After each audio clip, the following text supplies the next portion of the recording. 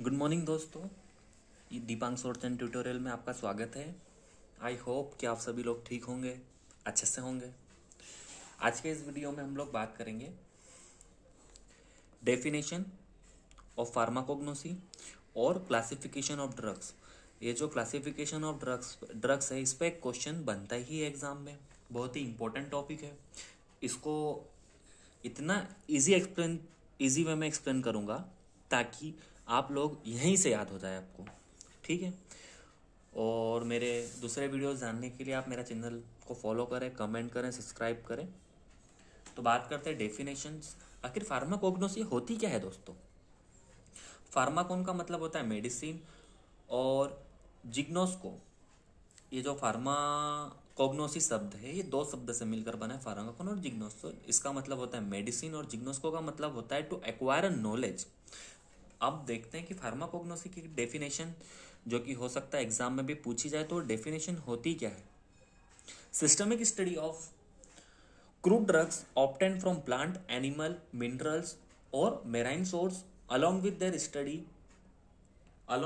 study of method of cultivation, collection and preparation to the market. Pharmacognosy एक systemic तरीके से study है। Study तो है लेकिन किसकी? क्रूड ड्रग्स की, जो हमें plant source, animal source, minerals और मेराइन सोर्स से मिलते हैं। उन सारी ड्रग्स के स्टडी करना ही फार्माकोग्नोसी है। और इनकी स्टडी तो करना और इनके साथ इनकी कल्टीवेशन, कलेक्शन और प्रिपरेशन टू द मार्केट आने, इन्हें कैसे उगाना, कैसे इनको कलेक्ट करना, ये सारी चीजें और प्रिपरेशन टू द मार्केट तक की सारी चीजों की स्टडी है फार्माकोग्नोसी। फार्माकोग्नोसी में और साथ ही जो नए ड्रग्स की रिसर्च होती है वो भी आता है फार्माकोग्नोसी के अंतर्गत। It also included the research of new drugs from natural sources. अब सोर्सेस ऑफ क्रूड ड्रग्स देख लेते हैं। कुछ 4 प्रकार के सोर्स हैं, 5 प्रकार के हैं। सोर्सेस ऑफ क्रूड ड्रग्स में बात करें हम पहले प्लांट सोर्स की, यानी हमें प्लांट सोर्स से कौन कौन सी ड्रग्स मिलती है, जैसे नीम, तुलसी, क्लो, बहुत सारी मिलती है, आप लिख सकते हैं इसमें। एनिमल सोर्स में जैसे हनी बी, सिल्क, इंसुलिन। अगर हम बात करें माइक्रो ऑर्गेनिज्म से भी हमें मिलते हैं, जैसे एंटीबायोटिक्स मिलते हैं, वैक्सीन मिलती है। अब हम बात करें मेराइन सोर्स, यानी जो सी वाटर से, उससे क्या क्या मिलता है? शार्क लीवर ऑयल मिलता है, प्रोटोजोआ, साल्ट। ठीक है।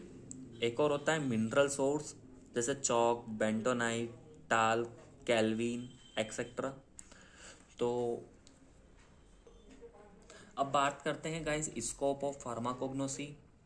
ये बहुत इंपॉर्टेंट है, हालांकि इतना इंपॉर्टेंट नहीं है पर फिर भी देख सकते हो आप। स्कोप ऑफ फार्माकोग्नोसी की बात करें तो इसमें पहला पॉइंट आता होता है एनालिसिस एंड फाइटोकेमिकल्स। देखो, many bioactive molecules are extracted from crude drugs. They may easily identify by TLC, thin layer chromatography, HPLC, high performance liquid chromatography और गैस क्रोमेटोग्राफी। देखो, एनालिसिस और फाइटोकेमिकल्स में क्या होता है कि बहुत सारे जो प्लांट के अंदर से जो बायो एक्टिव मॉलिक्यूल्स होते हैं उन्हें डिराइव किया जाता है और उन्हें इनकी मदद से देखा जाता है। किसकी मदद से? जैसे गैस क्रोमेटोग्राफी है, टीएलसी है, एचपीएलसी।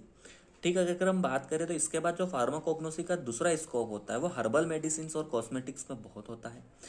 आज हम देखते हैं कि आज हर कोई हर्बल मेडिसिन और कॉस्मेटिक्स यूज़ करता है। जैसे फेस वॉश ही ले लो आप। ये क्या होता है कि जो हर्बल मेडिसिन और कॉस्मेटिक्स होते हैं इनका साइड इफेक्ट बहुत ही कम या होता ही नहीं है। These are more popular because they are not have any toxic effect. अब बात करें फ्लेवरिंग एंड परफ्यूम्स, इसका जो मेनली स्कोप होता है वो फ्लेवरिंग एजेंट्स और परफ्यूम्स बनाने में भी होता है।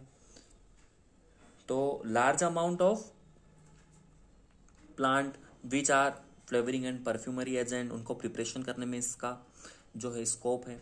टिश्यू कल्चर्स की बात करते हैं तो टिश्यू कल्चर आखिर होता क्या है, तो इसको देखते हैं। Method of biological research in which fragment of tissue from plant animal are transferred to an artificial environment where they survive and function. इसमें क्या होता है कि जो प्लांट और एनिमल्स में से कुछ निकाला जाएगा, जैसे बायोलॉजिकल टिश्यू कुछ निकाल लिए, इन्हें क्या करा जाता है कि फिर एक आर्टिफिशियल इन्वायरमेंट में रखा जाता है जहाँ पे ग्रो कर सके, उसको कहेंगे टिश्यू कल्चर। जैसे फार्माकोलॉजी है, प्लांट बायोटेक्नोलॉजी है, और साथ ही हम बात करते हैं in development of new drugs, ऐसा भी लिख सकते हैं, क्योंकि नेचुरल सोर्स ऐसा है कि जहाँ से बहुत सारी वेराइटीज ऑफ ड्रग मिलती है। अब इसके बाद हम लोग बात करते हैं क्लासिफिकेशंस ऑफ ड्रग्स की। इसमें हम लोग देखेंगे alphabetical, taxonomical, morphological, pharmacological, chemical और कीमोटेक्सोनोमिकल। गाइस हम देखते हैं कि क्लासिफिकेशन की आखिर जरूरत क्यों पड़ती है। क्लासिफिकेशन से क्या होता है कि जो पर्टिकुलर जो भी टॉपिक की अगर हम स्टडी कर रहे हैं तो वो एक इजी हो जाती है, इजीली आइडेंटिफिकेशन कर सकते हैं। क्लासिफिकेशन आज हर फील्ड में होता है, जैसे हम ड्रग्स में भी देखा जाता है कि ड्रग्स में भी क्लासिफिकेशन हो रहा है, साइंस में होता है। किसी भी चीज को अच्छे से पढ़ने के लिए क्लासिफिकेशन नेसेसरी है। तो क्लासिफिकेशन देखते हैं। With the help of classification study of crude drugs become easy. देखो क्या होता है कि जो क्लासिफिकेशन होता है, अगर हम क्लासिफिकेशन से पढ़ेंगे, जैसे फैमिली के तर्ज पर कर दिया कि ये फैमिली वाली ड्रग्स पढ़ ली, स्पीसीज के तौर पर कर दिया, तो क्या होता है कि जो क्रूड ड्रग्स की जो स्टडी कर रहे हैं वो बहुत ही इजी हो जाती है। For identification and separation classification is required in many ways. हमें पता चल सके, हम किसी चीज को अलग अलग कर सकें, अलग अलग क्रम में पढ़ सकें, इसलिए जो क्लासिफिकेशन है वो बहुत ही इंपॉर्टेंट होता है। अब हम क्लासिफिकेशन देख लें कितने प्रकार का होता है। ऐसे तो बहुत प्रकार का होता है, पर मेनली हम क्रूड ड्रग्स के बारे में जानते हैं। जैसे alphabetical, chemical classification, taxonomical classification, chemotaxonomical classification, pharmacological classification और मॉर्फोलॉजिकल और ऑर्गेनोलेप्टिक क्लासिफिकेशन। अब एक एक करते ये सारे क्लासिफिकेशन को पढ़ते हैं। तो स्टार्ट करते हैं अल्फाबेटिकल क्लासिफिकेशन से। देखो अल्फाबेटिकल क्लासिफिकेशन, अल्फाबेटिकल से कुछ याद रखना, अल्फाबेटिकल आने अल्फाबेट के अनुसार, ये जो वर्ड है अल्फाबेटिकल यानी अल्फाबेट के अनुसार। इसमें क्या होता है कि जो ड्रग्स रहती है वो कैसी जमी रहेगी, या तो इंग्लिश अल्फाबेट के अनुसार या लैटिन अल्फाबेट के अनुसार, जो भी वहां पर होते हैं। In this classifications crude drugs are arrange with their Latin और इंग्लिश नेम। इस क्लासिफिकेशन में क्या होगा कि जो क्रूड ड्रग्स है वो अपने इंग्लिश नेम के अनुसार जमी हुई रहेगी। जैसे मैंने एग्जाम्पल दिया है, जैसे क्लास में अटेंडेंस होती है तो उसमें बच्चों का नाम एक अल्फाबेटिकल क्रम से आता है, ठीक उसी प्रकार जैसे ए वाला उसको पहले लिख दिया एजोफोर्टिटा, बी से ब्लैक पेपर, ब्लैक का टेचू, क्लोव, कोरिएंडर, जिंजर, नटमेग, ऐसे आप लाइन बन जा सकते हो। एग्जाम्पल के लिए इतने काफ़ी है। तो आई होप आपको अल्फाबेटिकल क्लासिफिकेशन समझ में आया होगा, यानी अल्फाबेट के क्रम के अनुसार जमाना। लेकिन गाइज अल्फाबेटिकल जो क्लासिफिकेशन है उसमें क्या होता है कि जो कुछ ड्रग्स हैं वो किसी और तरीके से भी क्लासिफाइड होती है। जैसे अगर हम बात करें इंडियन फार्माकोपिया की, British pharmacopoeia, United State pharmacopoeia के हिसाब से ये जो ड्रग्स हैं, जो हमारी क्रूड ड्रग्स है, वो अल्फाबेटिकल क्लासिफिकेशन में इस तरीके से जमी हुई रहती है। But in few books drugs are classified as per Indian pharmacopoeia और में भी ब्रिटिश फार्माकोपिया और यूनाइटेड स्टेट फार्माकोपिया। अब यदि हम बात करें मॉर्फोलॉजिकल क्लासिफिकेशन, मॉर्फोलॉजिकल मतलब कि प्लांट के जिस पार्ट से ड्रग्स मिल रही है उनको उस हिसाब से क्लासिफिकेशन कर दिया जाए।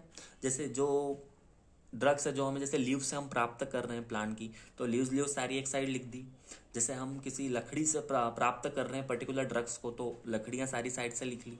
जैसे बार्क है, फ्रूट है, राइजोम्स है, एक्सेट्रा। आइए देखते हैं। In this classifications the drugs are arranged according to the part of plant the obtain. इसमें जिस प्लांट के पर्टिकुलर पार्ट से जो ड्रग मिलती है इसे उस हिसाब से क्लासिफिकेशन किया जाता है। तो इसके एग्जाम्पल देखते हैं। जैसे पार्ट्स ऑफ प्लांट मैंने लिखा, ड्रग्स लिखा। जैसे लीव्स, अब हमें लीव्स जैसे सीना की जो लीव्स होती है वो हमें हमारे लिए फायदेमंद है, डिजिटलीज है ना। वुड में देखें तो सैंडलवुड की जो लकड़ी होती है उससे चंदन बनता है और बहुत भी उसके फायदे होते हैं। बार्क, चिंकोना, अर्जुना। फ्रूट्स की बात करें तो लेमन, ऑरेंज, कोरिएंडर। ठीक उसी प्रकार अगर हम फ्लावर की बात करें तो क्या हो जाएगा, क्लोव, रोज। सीड्स की बात करें तो नटमेग, जैसे जायफल, नक्स वोमिका। तो आई होप आपको मार्फोलॉजिकल क्लासिफिकेशन समझ में आया होगा। तो इसे देख लीजिए एक बार और, ठीक है। अब मार्फोलॉजिकल क्लासिफिकेशन के बाद आता है टेक्सोनोमिकल। टेक्सोनोमिकल में क्या होता है कि जो पर्टिकुलर जैसे डिविजन्स रहते हैं, जैसे class, order, family, genus, species, इसके अकॉर्डिंग उसका क्लासिफिकेशन रहेगा ड्रग्स का। In this classification, drugs are arranged as per the basic of their division like class, order, family, genus, species, etc. जैसे अगर एग्जाम्पल तौर पे देखें तो अम्बेलिफेरा किस किस की फैमिली, जैसे कोरिंडेर की है, एजोफोर्टिडा की है। सोलेनेसी की बात करें तो धतूरा, अश्वगंधा। लेग्यूमिनेसी की बात करें ट्रेगाकैन, सीना। इस प्रकार से ये अरेंज रहेगी, या ऑर्डर के हिसाब से भी रह सकती है, स्पीसीज के हिसाब से भी रह सकती है, ठीक है। तो ये जो टेक्सोनोमी का क्लासिफिकेशन है ये क्लियर होता है। अब हम आगे बढ़ते हैं तो आगे आता है केमिकल क्लासिफिकेशन। देखो, केमिकल वर्ड से मालूम पड़ रहा है कि केमिकल मतलब इसमें केमिकल के अकॉर्डिंग होगा, ठीक है। केमिकल के अकॉर्डिंग कैसे होगा, तो जो पर्टिकुलर जो ड्रग्स है उसमें जैसे जो केमिकल पाया जाता है, जो कॉमन केमिकल है, जैसे एल्केलॉइड, रेजिन, टर्पीन, ग्लाइकोसोइड, तो वो जिस जिस ड्रग में पाया जाएगा उस हिसाब से उस पर्टिकुलर ड्रग्स का क्लासिफिकेशन होगा। देखते हैं। In this classification crude drugs are put together which contain similar chemical. जो क्रूड ड्रग्स में जो सेम केमिकल होगा अर्थात सिमिलर केमिकल होगा, उन ड्रग्स को साथ में रख दिया जाएगा। जैसे एल्कोलाइड की बात करें तो नक्स वोमिका में होता है, टी में होता है, कोका में होता है। अब रेजिन की बात करें तो टोलुवासम में होता है। ग्लाइकोसाइड्स की बात करें तो ये किस में होता है, सिन्ना में होता है, डिजिटलिज में होता है। और भी जो ड्रग्स है वो लिख सकते हैं। तो आई होप आपको केमिकल क्लासिफिकेशन समझ में आया होगा। अब हम आगे बढ़ते हैं फार्माकोलॉजिकल क्लासिफिकेशन, ठीक है। फार्माकोलॉजिकल क्लासिफिकेशन की बात करें तो देखो, ये जो क्लासिफिकेशन है, ये जो हमारा सिलेबस है, ये जो पूरा सिलेबस है ये उसी पे बेस्ड है। ये पूरा फार्माकोलॉजिकल क्लासिफिकेशन ही तो है। जो ड्रग्स जो एक जैसी जो एक्शन दिखाती है उन्हें अलग अलग कर दिया जाए। जैसे drugs are arrange as per pharmacological action. जो ड्रग जैसा एक्शन दिखाएगी वो ड्रग उस हिसाब से उसे अरेंज कर दिया गया। देख, लेक्सेटिव। अब लेक्सेटिव की जैसे बात करें तो एलोय, सीना, इसबगोल, कैस्टर ऑयल। कार्डियोटॉनिक्स की बात करें तो कौन सी ड्रग्स है, अर्जुना, डिजिटलीज। एस्ट्रिंजेंट की बात करें तो ब्लैक कटेचू, पैल कटेचू।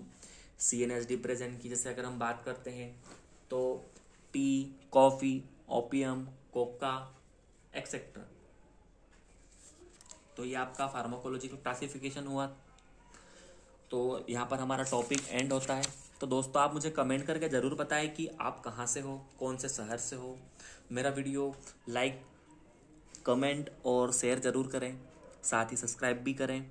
तो मुझे अगर कमेंट करके बताया जाए कि आपको क्या कमी लगी तो मैं अगले लेक्चर में इसको इम्प्रूव कर दूँ। और कमेंट करके ज़रूर बताएं मुझे कि अगर आपको किसी भी चीज़ में डाउट है तो मैं उसका ईजी एक्सप्लेनेशन कर दूंगा, ठीक है। तो मिलते हैं अगले वीडियो में। जय हिंद, जय भारत।